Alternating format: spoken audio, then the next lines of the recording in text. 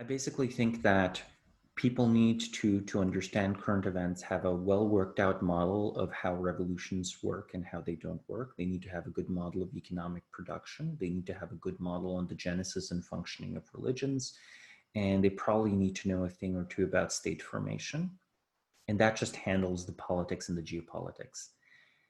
There's like stuff happening technologically and psychologically that I think is beyond easily accessible material. So in other words, just technologically to keep track of what's going on, you would actually need the tacit knowledge of like several different branches of expertise. Like even to keep track of something basic, like, solar cells becoming cheaper over time. Why are they becoming cheaper, right? That already is like a non-trivial technical question. And psychologically, I think we don't have canonical theories of psychology that we deeply rely on. But in fact, everyone practices, we practice so clearly emotional transformation and working with other people. We all do psychological engineering all the time. Everyone's doing psyops, right? If you want to frame them that way. It's somehow our explicated theory of psychology is so primitive. So in this way, I think human beings, I think human psychology is not that complicated, but I think we're kind of birds, right?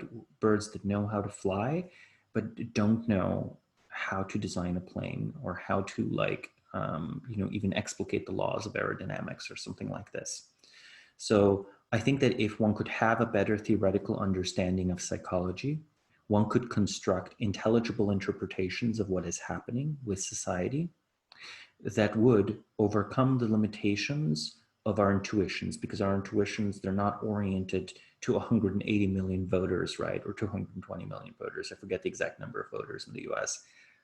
There may, we can deal with 200 people maybe, but you would need to know things about the psychology of that number of voters or that number of citizens to make predictions on some things about what's happening right now, or even not predictions, just explanations. And yes, I am constraining this to correct explanations. And yes, I do believe that it is not just all narrative. There exists like a true fact of the matter. There is a physical reality there. We can't always access it, though sometimes it hits us on the head.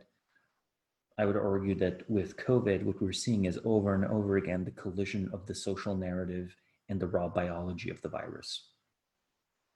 And our system is not dealing with the raw biology of the virus very well. And it's not dealing well with physical reality. It is very used to salesmanship, right? And, America's been leveling up in marketing and demagoguery for 200 years now. So we shouldn't be surprised that it's gotten so deeply enmeshed in this MMO